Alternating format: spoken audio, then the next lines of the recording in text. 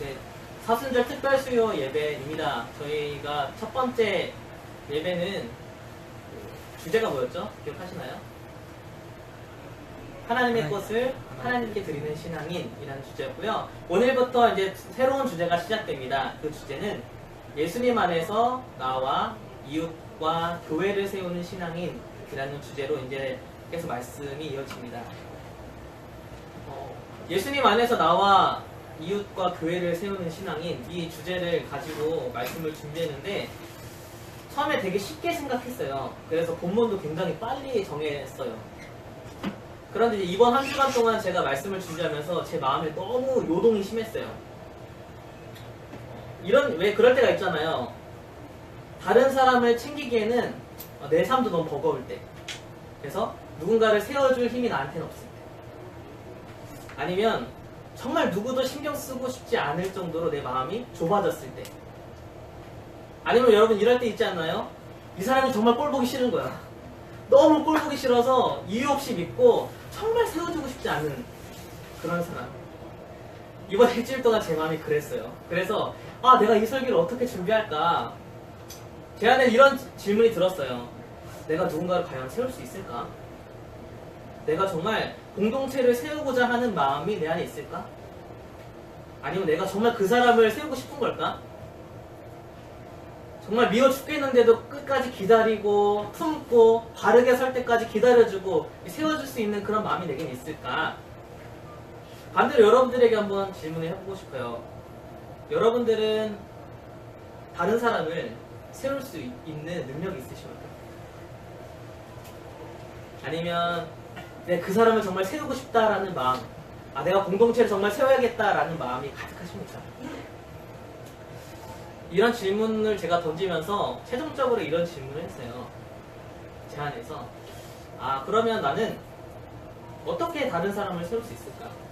그리고 무엇으로 그 사람을 세울 수 있을까? 이런 질문을 한번 해봤습니다. 며칠 전에 평창 동계올림픽이 끝났어요. 여러분들에게는 어떤 종목이 제일 기억에 남으세요?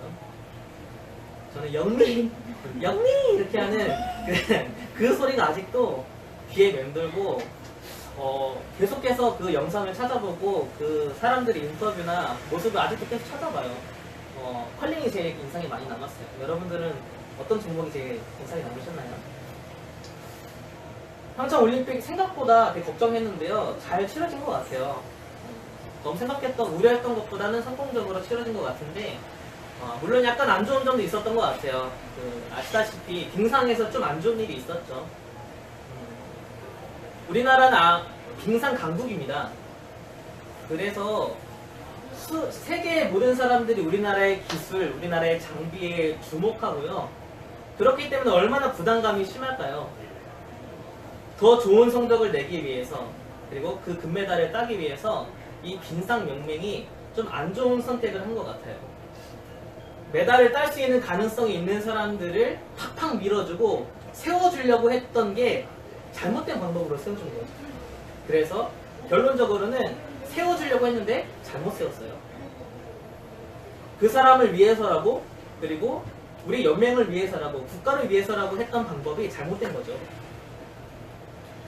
결과는 참 안타까웠습니다. 메달을 따도 고개를 숙일 수밖에 없고, 기쁨의 인터뷰보다는 죄송하다는 말밖에 못하는 그런 선수가 남은 게 참 안타까웠어요.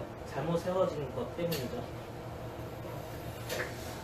여러분, 최순실 씨 있잖아요. 그 딸을 위해서 특혜 입학시켰는데 그게 딸을 위한 일이라고 생각했고, 그게 딸의 미래를 위한 일이라고 생각했지만 그것도 잘못 택한 거죠.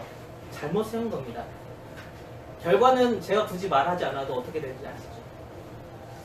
이처럼 우리가 누군가를 세워주긴 세워주는데 자칫하면 잘못 세워줄 수 있다는 겁니다. 그러므로 어떻게 세워줘야 되는가, 무엇으로 이 사람을 세워줘야 되는가가 굉장히 중요합니다. 우리는 지금 예수님 안에서 나를 세우고 우리를 이웃을 세우고 또 교회를 세우려고 하고 있습니다. 솔직히 가만히 있어도 중간은 하는데 내가 누군가를 세워주겠다고 괜히 나섰다가 잘못 세우면요, 오히려 그 사람이 망해요. 무너져요. 그런데도 여러분, 다른 사람을 세우고 싶으십니까? 그럼에도 공동체를 세우고 싶으십니까? 그렇다면 우리는 다시 이 질문으로 돌아가야 합니다. 우리가 어떻게 세워야 할까? 무엇으로 다른 사람을 또 나를 세워야 할까? 구약의 얘기를 좀 해보려고 합니다. 솔로몬이라는 왕이 있었어요. 이 왕은 다윗의 아들이고 이스라엘의 세 번째 왕이었습니다. 하지만 솔로몬이 나라를 잘못 세웠어요. 그래서 나라가 솔로몬 이후에 솔로몬의 잘못됨으로 인하여서 이스라엘에 아스다롯, 드모스, 밀곰이라는 우상들이 들어와요. 말씀은 이렇게 얘기합니다. 다윗이 했던 것처럼 말씀에 순종하지 않았고 솔로몬이 하나님 앞에서 정직하게 행하지 않았다. 그래서 하나님이 솔로몬에게 벌을 내리십니다. 나라를 두 개로 나누어요.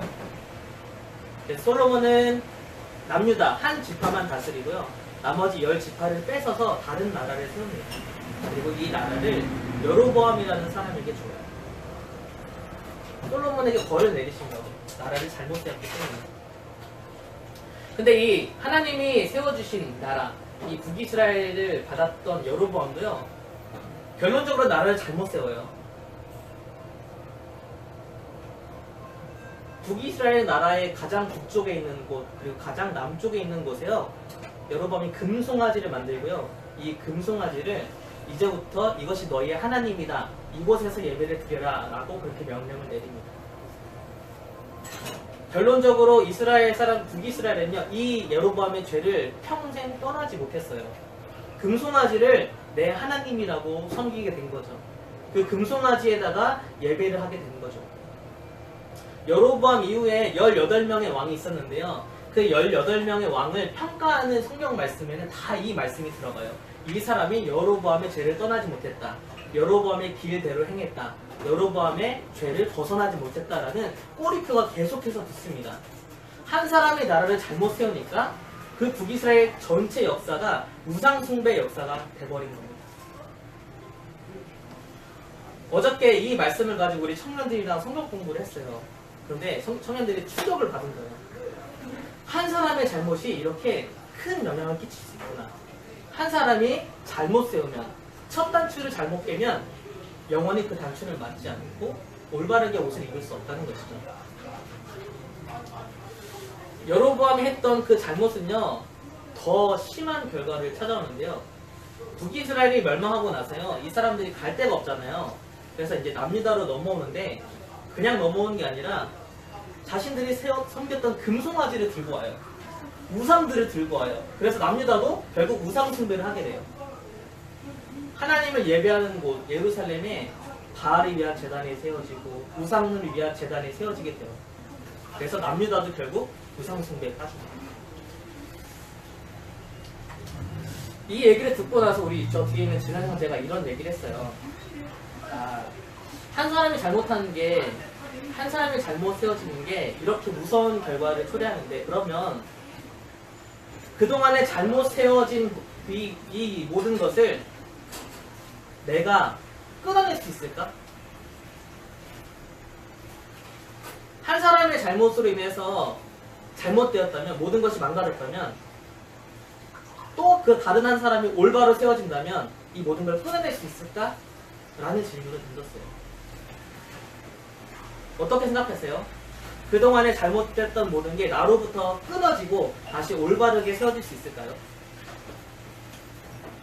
오늘 본문에서 우리가 같이 읽었던 요시야 왕이 바로 그 답입니다. 사실 제가 어저께 이 얘기를 안 해주고 다음 주에 하겠다고, 다음 주에 꼭 와야 된다고 얘기했는데 이렇게 수요일에 올 줄 몰랐어요. 그래서 이 얘기를 하려고 합니다. 오늘 본문에 나오는 왕이 바로 이 잘못된 모든 것을 끊어버리고 다시 이스라엘을, 남유다를 올바르게 세운 왕입니다. 오늘 말씀해본 이제 요시아가 1절에 등장을 하는데요. 요시아의 증조 할아버지가 있었어요. 히스기야라는 사람이었는데 이 사람은 하나님을 아주 잘 따르는 사람이었어요. 근데 그의 아들 요시아의 할아버지, 그 할아버지가 므낫세인데 이 므낫세가 우상 숭배를 시작해요. 그래서 바알을 섬기고 아스다롯을 섬기고 아세라를 섬겨요. 55년 동안 우상 숭배를 합니다. 그리고 그의 아들 요시아의 아빠 아몬이라는 사람인데 이 왕은 2년밖에 다스리진 않았지만 더 큰 죄를 저질러요. 여전히 우상 숭배를 합니다. 숫자상으로 보면 57년 동안 이스라엘이 우상 숭배를 한 거예요. 국교가 바뀐 거예요. 우리나라는 이제부터 하나님을 섬기지 않고 바알을 섬긴다. 하나님을 섬기는 이 예루살렘 성전에 이제 하나님을 위한 제단이 아니라 바알을 위한 제단을 쌓고 우리는 이제 바알에게 예배를 드린다. 국교가 바뀐 거예요. 57년 동안 그게 유지됐으면 사람들은 어떻게 생각했을까요? 당연한 걸로 받아들이겠죠. 아, 우리는 이제 바알을 섬기는구나. 우리의 하나님은 이제 바알이다. 하지만 요시야가 왕이 된 순간부터 이 모든 것이 갑자기 급변하게 됩니다. 오늘 본문은 안 읽었지만 우리 전에 22절에 보면요, 22장에 보면요, 요시야가 왕이 되고 나서 성전을 이렇게 수리하는 명령을 내려요. 성전을 수리해라. 그래서 성전을 막 수리하다가 우연히 제사장이 묵혀져 있었던 율법책을 발견합니다. 그래서 그 율법책을 가져다가 왕에게 줘요. 왕이 그것을 읽었는데 그동안 아주 당연스럽게 받아들였던 우상숭배, 57년 동안 당연스럽게 받아들였던 그 모든 것이 잘못됐다라는 걸 말씀을 통해서 깨닫게 됩니다. 그러면서 옷을 찢어요. 자기 아버지가 지은 죄잖아요. 자기 할아버지가 지은 죄잖아요. 그 할아버지, 아버지 때문에 모든 민족이 지금 다 우상을 숭배하고 있잖아요. 당연히. 그런데 말씀을 보니까 그게 잘못됐다는 거예요. 그래서 옷을 찢습니다. 그리고 회개하고 모든 민족들을 모아서 우리가 잘못하고 있었다. 우리가 죄를 짓고 있었다.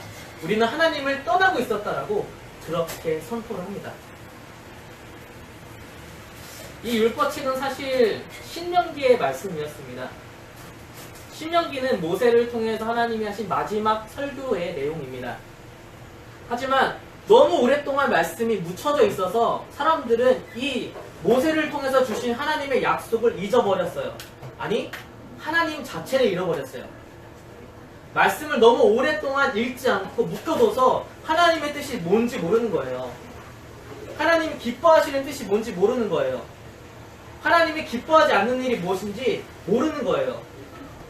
말씀이 너무 오래 묶여둬서. 처음엔 있었을 거 아니에요. 근데 점점 읽지 않으니까 버려졌겠죠. 사람들도 말씀을 찾지 않아요. 읽으려고 하지 않아요. 말씀을 따라서 살아가려고 하지 않아요. 당연히 하나님 말씀이 점점점 없어지고 그러면서 결론적으로는 하나님을 버리고 우상을 섬기게 됩니다. 이스라엘은 전혀 몰랐어요. 하나님의 뜻이 뭔지 몰랐고 하나님이 기뻐하시는 뜻이 뭔지 몰랐습니다. 여러분들에게도 한번 묻고 싶어요. 여러분들의 성경책은 지금 아주 고이고이 묻혀져 있습니까? 아니면 매일매일 그 말씀을 펴서 그 말씀을 통해서 하나님을 만나고 있습니까?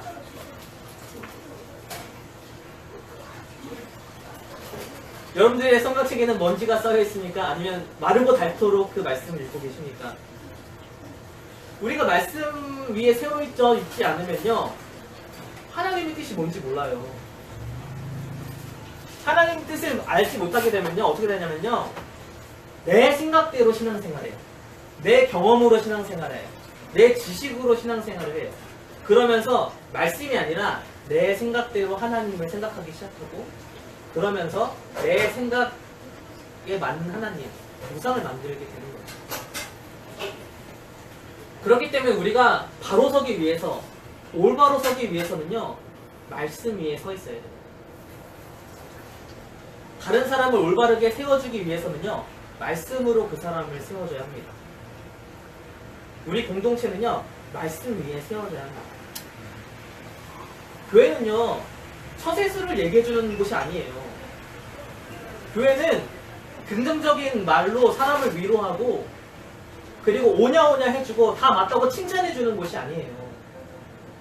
교회는 인문학을 얘기하거나 세상적인 지식을 가지고 사람들에게 얘기하는 곳이 아닙니다. 교회는 하나님의 말씀을 전하는 곳이에요. 교회는 예수 그리스도의 말씀을 전하는 곳입니다. 교회는 말씀으로 서로를 세워주는 곳이에요. 그렇기 때문에 우리가 하나님 안에서 서로를 세우기 위해서는요, 내가 먼저 말씀 위에 서 있어야 되고, 그리고 다른 사람도 말씀으로 세워질 수 있어야 됩니다. 어저께 청년들이랑 성경 공부를 하면서 굉장히 많은 걸 느꼈어요. 우리 청년들의 가슴을 때리는 건요, 결코 제가 하는 설명이나 제가 성경을 더 잘 가르치기 위해서 만들어 놓은 도표, 뭐 그림들, 아니면 뭐 설명들이 청년들을 감동시키는 게 아니라요, 하나님의 말씀을 읽다가 그 말씀이 청년들의 마음을 부딪히게 하고 눈물 짓게 하고 그 말씀이 삶을 결단하게 하고 변화를 일으키게 하는 것을 제가 봤어요. 그리고 여전히 저도 그래요. 하나님의 말씀만이 나를 깨우고 하나님 말씀만이 나를 새롭게 할 수 있습니다. 그걸 깨닫고 나서 제가 가급적이면 이제 하나님 성경을 더 많이 넣으려고 해요, 교재에. 그래서 그리고 더 많이 읽으려고 해요. 교재에 적혀있는 말씀 다 읽어요, 무조건. 근데 알고 보니까 요시아가 그랬어요. 오늘 말씀 1절과 2절에 보면요, 요시아가 말씀을 읽고 깨달은 거예요. 우리가 잘못됐다는 걸. 그래서 사람들을 다 모아요. 1절, 2절 말씀 한번 읽어볼까요? 말씀을 읽는 게 중요한 거니까요. 한번 읽어볼게요. 시작! 왕이 보내 유다와 예루살렘의 모든 장로를 자기에게로 모으고 이에 왕이 예루살렘 성전에 올라가매 유다 모든 사람과 예루살렘 주민과 제사장들과 선지자들과 모든 백성의 노소를 막론하고 다 왕과 함께 앉으나 왕이 여호와의 성전 안에서 발견한 언약책의 모든 말씀을 읽어 우리의 귀에 들리고, 네, 이렇게 합니다. 말씀을 통해서 요시아는 하나님의 뜻을 깨달았습니다. 우리가 잘못 살고 있었구나 라는 걸 깨달았습니다. 그리고 이제 한 나라를, 이 공동체를 말씀으로 세우기 위해서 사람들을 모읍니다. 장로들을 모으고 모든 주민들을 모으고 제사장들도 모으고 선지자들도 모으고 남녀노소를 막론하고 모든 주민들을 다 모으고 그리고 말씀을 읽습니다. 말씀만 읽습니다. 말씀을 다 읽어요. 처음부터 끝까지 다 읽어요. 말씀이 들려야 되니까요. 말씀을 듣게 합니다. 우리는요, 그렇기 때문에 말씀을 읽는 사람이 돼야 돼요. 처음부터 끝까지 정해진 게 있으면 다 읽는 사람이 돼야 돼요. 그리고 말씀을 읽게 하는 사람이 돼야 돼요. 말씀을 들려주는 사람이 돼야 됩니다. 우리 공동체가 통독을 시작한 지 이제 한 달 넘게 된 것 같은데 아직도 이제 숫자가 50%를 못 넘고 있어요. 뭐 잘못됐다는 거죠. 50%가 뭐예요? 100%가 넘어야죠. 다 말씀을 읽게 해야죠. 그쵸? 근데 이게 왜 잘 안 될까요? 왜 이렇게 잘 말씀으로 세우기 힘들고 말씀을 잘 읽게 하기 힘들까요? 저부터가 말씀 안 읽기 때문입니다. 저부터가 말씀대로 안 살기 때문입니다.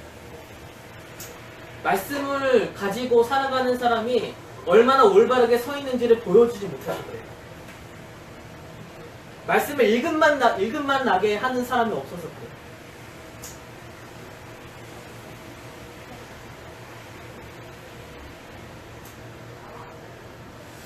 요시아가 3절에 보니까 이렇게 얘기합니다. 왕이 단 위에 서서 여호와 앞에서 언약을 세우되 마음을 다하고 뜻을 다하여 여호와께 순종하고 그의 계명과 법도와 율례를 지켜 이 책에 기록된 이 언약의 말씀을 이루게 하리라 하며 백성이 다 그 언약을 따르기로 하니라.